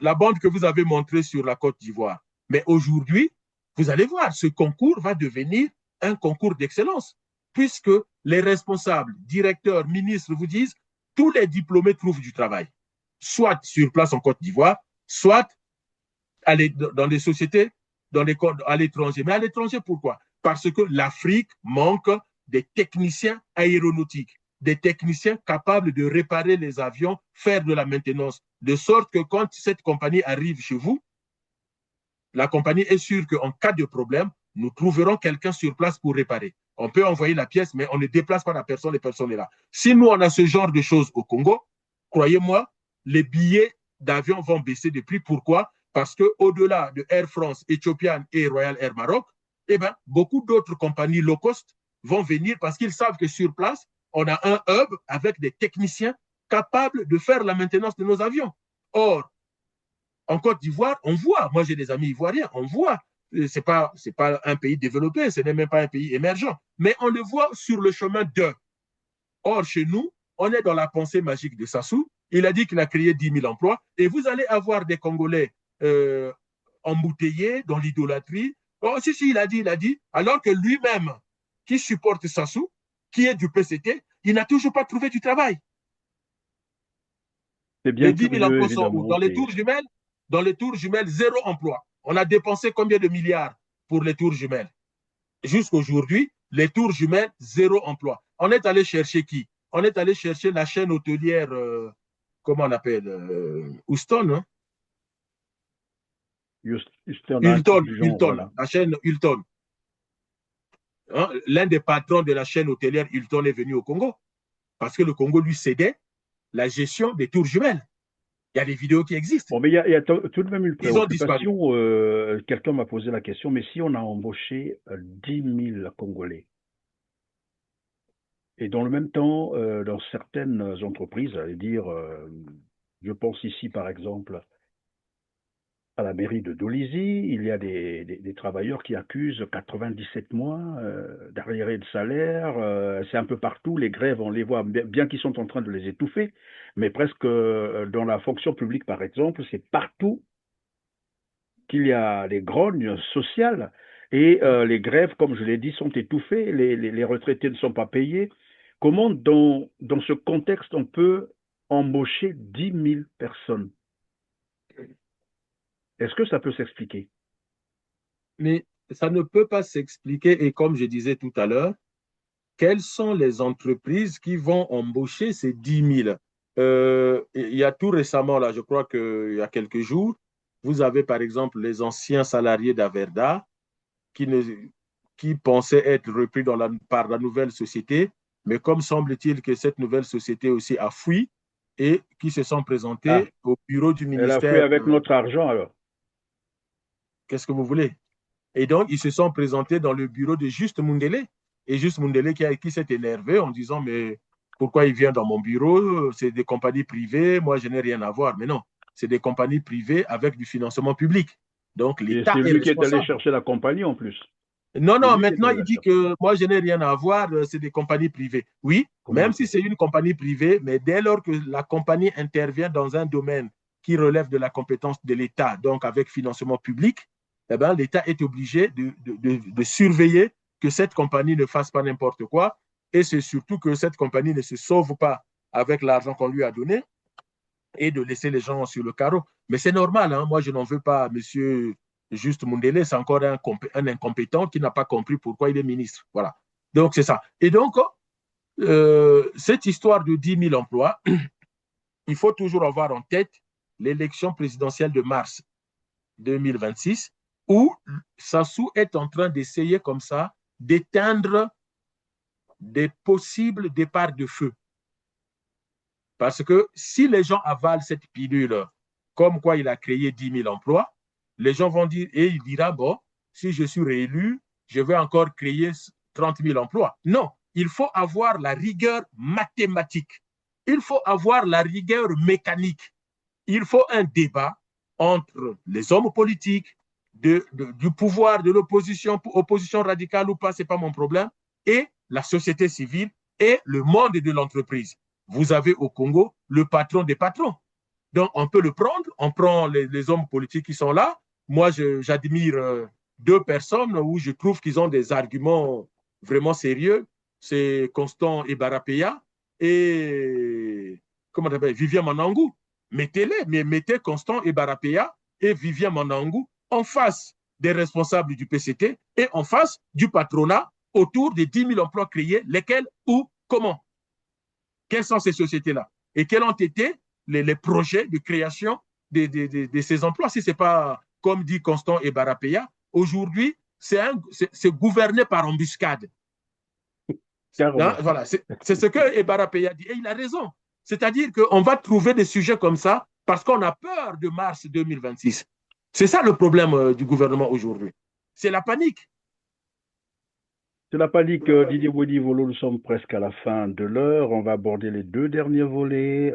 D'abord, voilà, il est revenu sur la lutte contre le banditisme, vous l'avez suivi. Et là, bon, moi je m'attendais qu'il évoque aussi le respect du droit, de la Constitution. Malheureusement, il ne l'a pas fait. Mais il a dit ils vont traquer donc, les bandits jusqu'au dernier bandit. Qu'on s'est dit de Denis Sassou Nguesso sans l'application de la loi, sans évoquer donc la Constitution. Qu'est-ce que ça vous dit? Alors, j'ai suivi cette partie où il dit il sera intraitable et puis l'opération va continuer jusqu'à l'éradication du dernier bandit. J'ai dit, alléluia, ce monsieur ne connaît rien. Il ne connaît rien. Vous savez, il y a deux choses à savoir en politique. Vous avez à travers le monde. Et en France, Jacques Chirac faisait partie de ces personnes. C'est pour vous dire. Vous avez aux États-Unis, c'est Johnson, hein, celui qui remplace Kennedy. Vous avez des gens, ne vous trompez pas, ils ont les capacités, les compétences, les moyens de conquérir le pouvoir. Alors ça, ils savent le faire. Vous le chassez du pouvoir, il saura revenir. Et Sassou fait partie de ces gens-là. Mais c'est des gens qui ne savent pas gérer le pouvoir. Attention, la conquête du pouvoir, c'est une chose, la gestion du pouvoir est une autre chose. Avoir aussi une culture du pouvoir, c'est aussi une chose, c'est nettement mieux. Oui, oui, ah oui, mais bien sûr. Donc, vous avez des gens, un parti politique, son objet, c'est conquérir le pouvoir et l'exercer. Mais vous avez des gens qui sont doués, hein, qui sont vraiment doués dans la conquête du pouvoir, mais très nuls dans l'exercice. C'est ce qui fait que c'est des gens qui vont faire un coup d'État, mais qui ne vont pas prendre le pouvoir parce qu'ils ont un doute. Guillaume Soro, c'était ça. C'est lui qui fait le coup d'État contre, comment on appelle ça, Robert Gay, Gbagbo. Mais il avait lui-même peur. Il se disait, est-ce que je suis à la hauteur? Donc, il a fait passer Ouattara. C'est Sassou qui fait le coup d'État, mais il laisse Yombi. Il laisse Yombi diriger. C'est Blaise Compaoré qui fait le coup d'État. Mais dans un premier temps, il laisse Thomas Sankara parce qu'il avait une peur bleue. Et bien, au final, voilà, ces gens-là, parfois, ils arrivent maintenant à récupérer le pouvoir sans savoir comment gérer. Pourquoi je le dis? Parce que Sassou pouvait, sur ce sujet des bébés noirs, replacer le débat dans le cadre légal, dans le cadre constitutionnel, mais surtout dans le droit criminel. C'est-à-dire, nous avons un code pénal, nous avons un code de procédure pénale, nous avons peut-être besoin à réfléchir tous ensemble dans la mise en place d'un code de justice des mineurs pour traiter la délinquance des mineurs. Donnez-moi un pays qui a réglé la délinquance par la force. Les États-Unis, l'armée américaine, le FBI, tout ce qui est service comportemental, police municipale, avec l'armada aux États-Unis, ils n'ont pas pu régler le problème de la délinquance des mineurs, plutôt le problème de la délinquance. Donald Trump lui-même a pris une balle et il y a eu trois tentatives d'assassinat de Donald Trump qui ont échoué. En Europe, en Chine, même en Russie, il y a des criminels. Et donc, dire que cette opération va continuer jusqu'à ce qu'on puisse éradiquer le dernier criminel, je ne sais pas quel juriste, quel sociologue, quel pédagogue le lui a dit. Mais aussi, il faut dire que le dernier criminel n'est pas encore né. Pas non plus pour encourager. La criminalité est inhérente à l'homme. Voilà. Si on va du côté de la sociologie ou de la psychologie. Nous tous, nous avons la criminalité en nous. La seule différence, c'est que l'environnement dans lequel nous grandissons ne nous permet pas de laisser libre cours aux instincts criminels. C'est tout. Tout le monde a un instinct criminel. Sassou lui-même, il a un instinct criminel. La preuve, quand il valide, quand tue ces jeunes-là, c'est lui le premier criminel au Congo. Parce qu'il porte le sang de ces jeunes, des jeunes menottés, ligotés qui sont assassinés. Or, la criminalité, aussi sauvage soit-elle, est un sujet à traiter dans le cadre du droit. Un État ne se venge pas. La justice, pour paraphraser Robert Badinter, quand il a mené le combat de l'abolition de la peine de mort en France, il a fustigé cette justice de vengeance, de vengeurs. Mais chez nous, ce n'est même pas la justice de vengeurs. Parce que quand Badinter, ministre de la Justice en France, condamne une justice qui se venge, il parle des tribunaux qui condamnent à mort. Or, là, ce n'est même pas un tribunal qui condamne le pauvre jeune. Ce sont des militaires qui le ligotent et qui le tuent et qui cassent les maisons, qui brûlent les maisons avec les connaissances que nous connaissons. Or, là, Sassou Nguesso a raté une occasion de replacer la lutte contre la criminalité dans le cadre du droit, lui en tant que président de la République, garant du droit. Garant de l'application. Il a peut-être profité de fédérer encore une bonne partie de la population à sa cause, pourquoi pas. Platon, déjà dans l'Antiquité, mettait en garde contre le fait de suivre comme ça la population quand la population est excitée. Et quand vous lisez les Écritures saintes, Ponce Pilate demande au peuple si vous voulez qu'on libère Jésus et qu'on condamne Barabbas ou l'inverse. Le peuple a choisi le voyou Barabbas et a demandé qu'on puisse crucifier le Christ Jésus. Ils ont trouvé là une manière de récupérer un peu la popularité de Denis Sassou Nguesso, c'est ce que moi j'ai cru comprendre. Avec, Mais lorsque vous êtes président, ce qui doit vous préoccuper, ce n'est pas la popularité, c'est l'amélioration des conditions de vie des populations. Et des fois, les décisions politiques qui vont faire avancer la nation sont des décisions souvent impopulaires. Alors, donc, si lui, il faut que le peuple soit content, demande ou autre, mais dans ce cas, il n'est pas le bon président pour le Congo. Le bon président, c'est celui qui a une vision, qui a des convictions, même quand le peuple...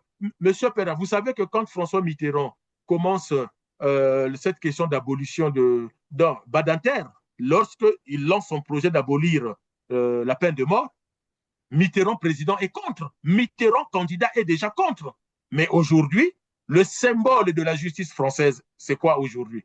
C'est sa capacité à ne plus condamner à mort. Badinter est entré dans la postérité. Là, il a été, on peut dire, canonisé par Emmanuel Macron. Il est maintenant au Panthéon. Pourquoi? Parce qu'il a été l'apôtre de l'abolition de la peine capitale. Et pourtant, à l'époque où Badinter mène ce combat, 80% de la population française, c'est des gens qui sont contre l'abolition. Badinter mène son combat dans un environnement politique où même le président de la République n'est pas sûr. Quand il entre dans l'Assemblée nationale, 80% des députés, c'est des gens qui sont contre l'abolition. Mais quand ils ont écouté son discours, ils ont écouté ses arguments, un coup KO. Je vous donne une femme de lumière, Simone Veil. Simone Veil, quand elle commence à combattre pour les droits des femmes, et notamment le droit à l'IVG en France, mais vous êtes dans la France catholique où personne ne veut entendre parler de l'IVG parce que le corps de la femme française appartient à son mari, à sa famille, à la société. Et quand écoutez le discours de Simone Veil à l'Assemblée française, elle rappelle même que j'entre dans une assemblée où 99% c'est des mecs. Et je vais dans cette arène défendre la cause des femmes. Donc, lorsque vous êtes l'élu, les Américains disent « You are the one ». You are the one. Croyez à vos convictions, parce que vous savez que c'est ça, mais ce n'est pas écouter le peuple. Et c'est pour cela que Platon a dit « La cité doit être dirigée par les rois sages, les stratèges, pas par n'importe qui ». Donc, quand Sassou dit le peuple doit le soutenir, mais il n'a pas besoin du soutien du peuple. Il doit replacer la justice au cœur du village, la justice au cœur de la cité. Parce que ce qu'il fait, ce n'est pas de la justice, c'est de la vengeance. Et un président qui se venge, un État qui se venge sur ses propres enfants, peu importe ce qu'on leur reproche, je ne suis pas en train de soutenir les bébés noirs. Quand on sait que d'ailleurs, vous l'avez plusieurs fois relevé, les victimes innocentes qui n'ont rien fait, qu'est-ce qu'on en fait? Or, dans le discours de Sassou, on n'entend même pas la réparation des victimes innocentes. Ils s'en fichent. Mais c'est pour ça que je vous dis, il est dans le je m'en foutisme, il est dans le cynisme. Il se moque totalement de la souffrance des Congolais. Lorsqu'il parle de tout ça, oui, le pays n'a pas d'argent, le pays n'a pas les moyens. Mais son costume coûte combien, M. Perrin? Le costume de Sassou Nguesso. Les costumes les moins chers de Sassou, c'est 6 000 €. Il faut juste parler de ces voyages qui coûtent des milliards aux contribuables congolais. Et tout le temps, il est entre... Vous avez des présidents africains qui n'ont pas d'avion, qui ne louent pas les avions. Les enfants de Sassou, Claudia et Christelle, regardez leurs images, ce n'est pas moi qui les publie, je ne suis pas là. Mais regardez sur Internet, les images, ils ne voyagent qu'en jet privé. 1 million d'euros de location par jour. Claudia qui n'est pas capable d'aller voir le match de Diable Rouge, elle va participer au jubilé d'Adebayor au Togo avec un jet privé qu'elle a mobilisé pendant plus de 2 semaines. Donc, un jet privé, donc un voyage qui nous a coûté plus de 20 millions d'euros. Claudia trouve 20 millions d'euros ou si ce n'est pas la caisse publique. Christelle qui voyage en jet privé. Voilà, Didier Modivolo, on va donc avancer. Et toujours sur ce volet sécuritaire, Denis Sassou Nguesso a fait comprendre que cette opération, et vous l'avez rappelé tout à l'heure, il ira jusqu'au dernier, donc traquer jusqu'au dernier bandit. Qu'est-ce qu'il faut comprendre par là? que ça va continuer jusqu'à l'élection présidentielle. Et si on arrivait à l'élection présidentielle, j'imagine un peu qu'ils trichent, comme d'habitude, et que certains Congolais, ou les Congolais se disent, ben non, il faut manifester. Est-ce qu'il ne faut pas craindre que ces Congolais soient traités des bandits ou des koulouna et soient exécutés? Mais la réponse est dans votre question, M. Perrin. Sassou dit jusqu'à traquer le dernier. Or, il n'y aura jamais le dernier.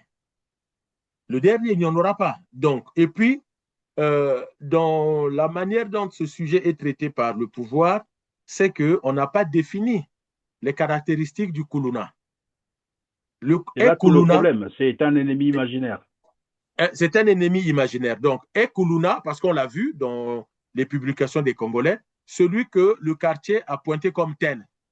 Celui que quelqu'un a désigné. On le voit. Oui, mais il y a un tel qui a dit qu'il était koulouna, on est allé le prendre et on l'a tué. Donc, quand on regarde, comment on appelle ça, le panel, on va dire quand on regarde l'absence de définition, de catégorisation du koulouna, il y a eu un jeune qui avait des tatouages, qui a été tué, et tout le monde a dit, mais il n'est pas ces tatouages, il les a depuis longtemps. Bon. Voilà, donc, vous voyez, voilà, donc, et lui, il dit, il ne pose pas de temporalité à cette opération, il dit jusqu'à l'élimination du dernier. Mais c'était un dernier toujours fabriqué, parce que les koulouna, eux, ils les fabriquent. Ce qui suppose que demain, à l'élection présidentielle, il a tout le loisir de décréter l'état d'urgence, parce qu'il y a beaucoup plus de koulouna. Il a tout le loisir de décréter un couvre-feu. Et donc, on va publier les résultats de l'élection présidentielle en mars, sous couvre-feu, sous état d'urgence, ou à un moment où il y aura encore plus de militaires à l'extérieur, parce que semble-t-il qu'il faut aller chercher plus de koulouna. Quel est le Congolais qui aura le courage d'aller manifester contre les résultats? Il n'y en a pas. À ce moment-là, la solution, c'est quoi? L'alternative, c'est quoi? Mais vous savez, au CRC, au Congrès pour la Renaissance du Congo, ça fait des années, mais vraiment des années, nous avons compris qu'avec ce pouvoir, la solution, c'est la révolution du fleuve. Et quand vous voyez, soyons sérieux, M. Perrin, quand vous voyez que les sages de la Likoala demandent de se désolidariser de la République du Congo pour être rattachés, semble-t-il, avec la Centrafrique, ça traîne sur les réseaux sociaux, hein, pour être rattachés avec la Centrafrique, parce qu'ils ne voient pas ce que la Likoala tire comme profit d'être un département du Congo. Alors, qu'est-ce que nous allons faire? C'est tout à fait normal. Si la Likoala fait sécession, l'armée congolaise va réagir. Ça, c'est tout à fait normal, peu importe celui qui est au pouvoir, ça se ou pas. Mais il faut qu'aujourd'hui, les Congolais comprennent que la seule solution, c'est la révolution. La révolution dans le sens que c'est le seul moyen de chasser ces gens du pouvoir. Lorsque Isidore Vouba, ignorant les souffrances des Congolais, dit ce qu'il a dit à l'Assemblée, mais c'est révoltant. Demande à Sassou d'être encore candidat en 2026, c'est révoltant. Pour quel bilan? On vient de montrer... Mais d'ailleurs, de quel droit le dit-il? Lui, il est président de l'Assemblée, donc supposé représenter tous les Congolais, mais de quel droit demande-t-il à Sassou Nguesso de se présenter? Il a eu c'est pour cela que le CRC rappelle ici que la révolution est une période assez courte là où le peuple se soulève pour mettre fin au gangstérisme, à la dictature.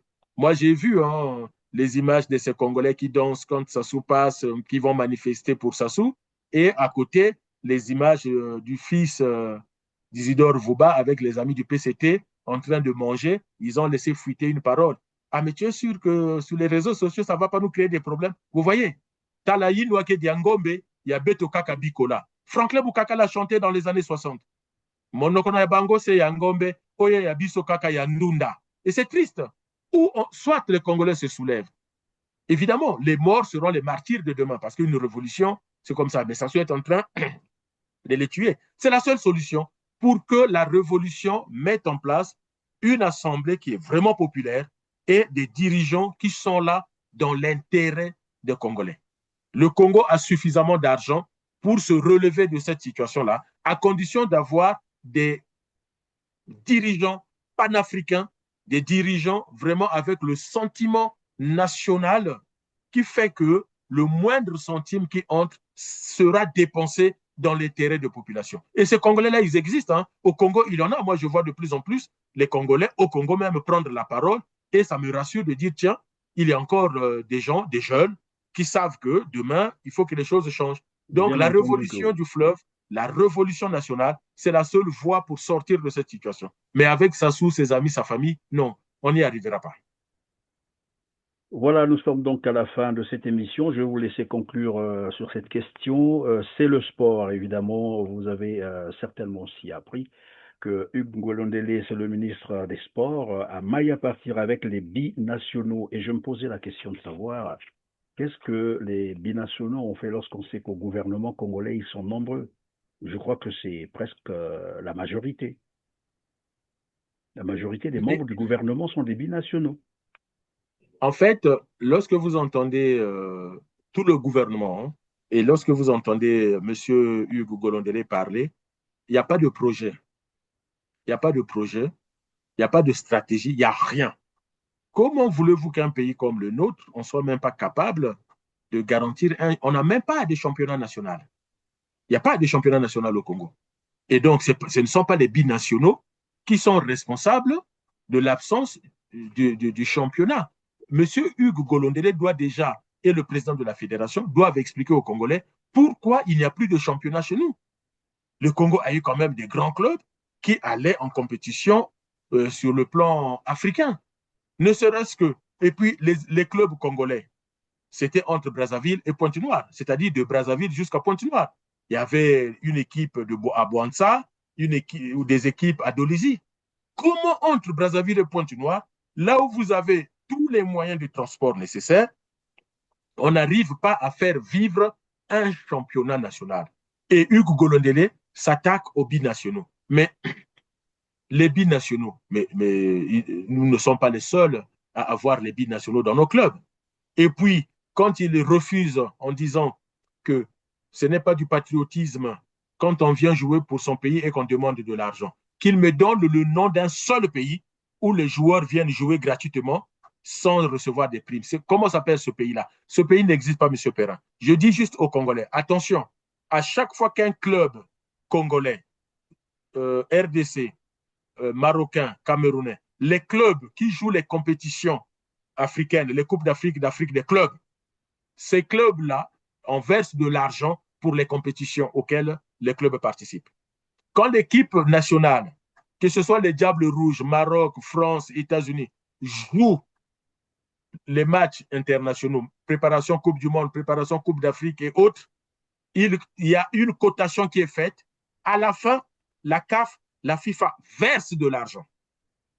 Il y a eu une année où on avait versé au ministère du Sport 20 millions de dollars. Qu'est-ce qu'on en a fait? Qu'est-ce qu'on en a fait?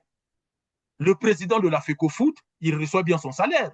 Le ministre du Sport, Hugues Ngolondele, il reçoit bien son salaire, ses traitements, logements, chauffeurs et tout. Et c'est pour cela que, M. Perrin, je vous parle du cynisme, de l'arrogance. Au nom du ministre du Sport, on le paye. Au nom du président de la fédération, on les paye. Et eux ne veulent pas que les joueurs puissent recevoir les primes, alors que la CAF et la FIFA versent l'argent pour ces primes-là. Eh bien, je vais ajouter encore un autre mot, c'est du vol. Oui, pas seulement du vol, mais c'est peut-être beaucoup plus de mépris, comme vous l'avez dit, on ne peut pas comprendre. Parce que lorsqu'on entend Hugues Ngolondele, il a même l'impression, en fait, on comprend de ses propos, que pour lui, le sport congolais peut attendre 20 ans, le temps qu'on refasse il l'a dit. Un peu. Mais... Il l'a dit. Mais M. Perrin, moi j'entends... Ce n'est pas une façon pour lui de vouloir mettre carrément une croix sur le sport, c'est-à-dire le football. Mais ce pouvoir s'en fout du Congo, des Congolais. Il blague avec les émotions des gens. Vous savez, il y a quelques années, quand il venait d'arriver au gouvernement, quand les gens demandaient, mais pourquoi il est entré au gouvernement, il a quoi comme compétence? La réponse que les gens donnaient dans les rues de Brazzaville, de Pointe-Noire à Bétou, de Djambala à Komono, les gens disaient, oh, mais quand on lui pose la question, sa seule réponse, je dors dans le même lit que la fille du président. C'est tout. Ce monsieur n'est là que parce que c'est le beau-fils du président, c'est tout. Et c'est lui-même qui le revendiquait déjà. Alors. Pardon? C'est son seul mérite. Son seul mérite, c'est d'être le mari de Ninel Sassou Nguesso. Si vous enlevez cette catégorie, il n'a aucune compétence, mais écoutez-le parler. Je suis désolé, écoutez Hugo Golondele parler. C'est triste. Dans les autres pays, quand votre équipe nationale n'a pas de résultats, le ministre des Sports, le président de la fédération, le coach s'excuse auprès des supporters, s'excuse auprès de la nation, demande pardon, dit que on va tout faire pour améliorer nos performances, il faut qu'on redevienne compétitif, il faut qu'on ait des installations, ainsi de suite. Mais lui, il vient, la FIFA nous sanctionne, on lui dit, mais il dit, tant pis, s'il faut rester 20 ans sans jouer au foot, eh ben, on restera 20 ans sans jouer au foot. Mais quelle arrogance! Et il y a le président de l'Afrique au foot, je crois, c'est lui qui a dit que le sport n'est qu'une distraction, c'est ça? Ce n'est qu'un jeu. Un jeu. Mayola s'est dit, le foot n'est qu'un jeu, il ne faut pas être passionné. Mais il n'a pas... Monsieur Perra, je vais vous donner 2 événements sportifs liés à mon âge. Hein. Diable Rouge, Léopard, 5-2, au stade de la Révolution. Je suis au stade. Il faut voir la ferveur avant le match et la tristesse quand on est battu. 5-2. Kara Bilima, moi je suis un supporter de Kara. Kara Bilima, dès 10h du matin, nous sommes au stade de la Révolution. Le match est à 16h.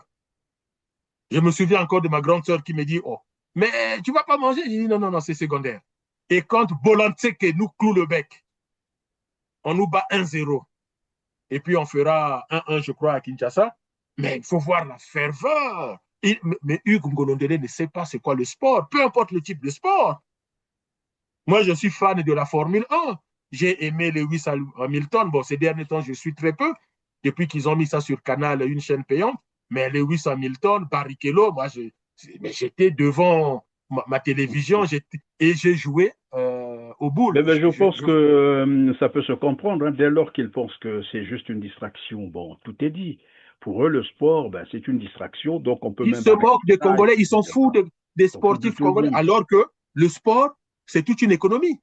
Regardez les matchs de foot, vous avez les médecins de sport, vous avez toute l'équipe médicale, vous avez tous les journalistes, vous avez tous ceux qui travaillent autour du sport.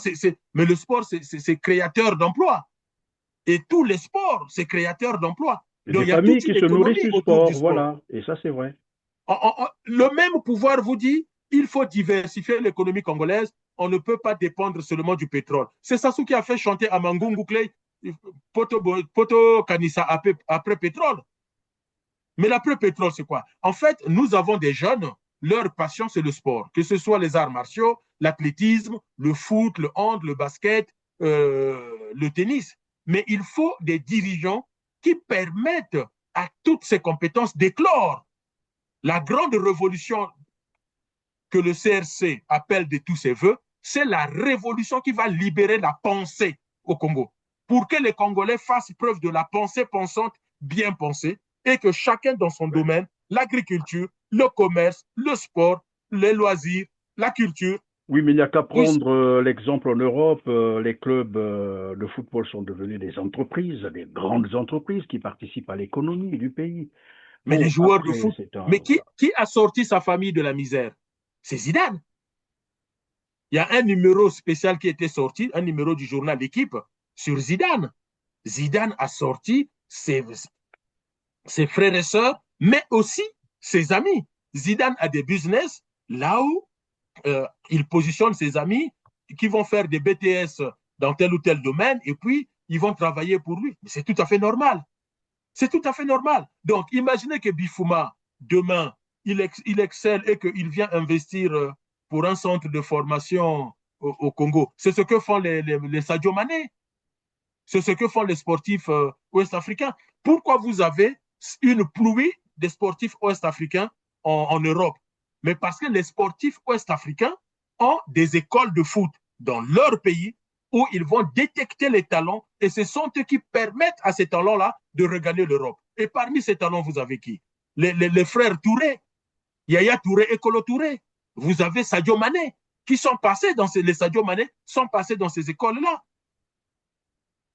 Donc, chez nous, on a un ministre qui n'a aucune vision du sport et Hugo Golondele, peut-être qu'il n'a jamais joué au Moana Foot, il n'a jamais joué au ballon.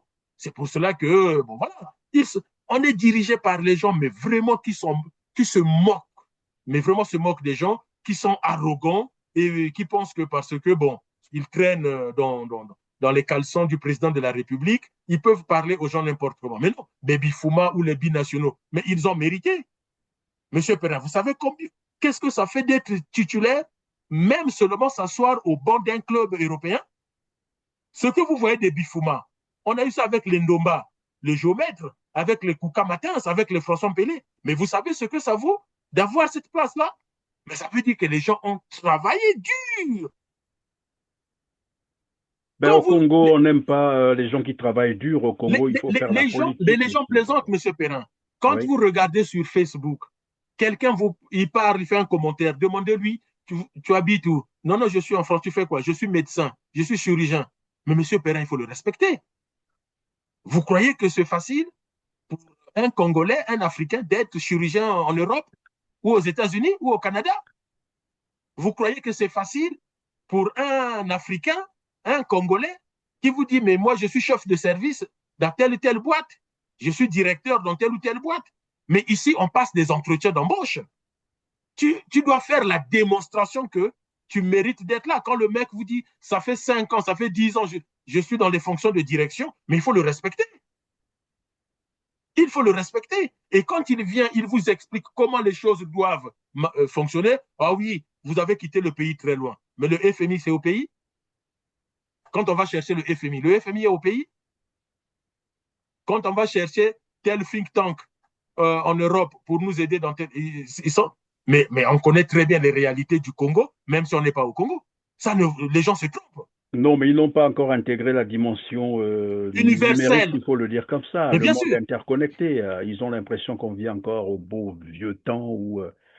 J'étais le tout premier Congolais à divulguer la loi de finances. Moi, je me souviens, il y a des gens qui m'ont appelé en disant, mais la loi de finances, tu l'as trouvée où? J'ai dit, mais tu vas sur Internet, tu trouves la loi de finances de tout le monde. Moi, j'ai toutes les lois de finances de la RDC. Je lis parfois les lois de finances du Nigeria. Parce que notre loi de finances est déposée dans les institutions internationales. Mais qu'est-ce que les institutions font? Il faut y mettre ça en ligne parce qu'il n'y a pas de secret. Évidemment, mais ils n'ont jamais compris. Plus on est à l'extérieur, mieux on voit ce qui se passe au Congo. La vérité, c'est ça. Donc, on est très bien informé. Mais à l'université Marien Ngouabi, département des sciences économiques, j'ai eu un cours d'économie à l'université Marien Ngouabi, même si j'étais au département d'histoire. Toutes les données statistiques viennent de l'étranger. Ben voilà. Les enfants naissent au Congo, meurent au Congo. Mais c'est l'OMS depuis Genève qui nous envoie les statistiques des taux de mortalité, taux de natalité, taux de croissance. Vous trouvez plus de données sur le Congo en allant à la Banque de France en France qu'en allant à la Banque centrale congolaise. Mais d'ailleurs, au Congo, les informations, même publiques, ne sont pas accessibles. C'est ça la vérité. Donc, on n'a pas à se leurrer là-dessus. En tout cas, merci Didier Bouéni-Volo. C'est la fin de cette émission. Grand merci d'avoir été avec nous, d'avoir répondu à nos questions, mais surtout d'avoir été disponible pour répondre à nos questions. Merci, mesdames, messieurs. C'est la fin de cette émission. Cliquez sur le petit pouce en l'air, partagez, dites-nous en commentaire ce que vous pensez de cette émission. Sur ce, on se dit au revoir et à très bientôt. Merci.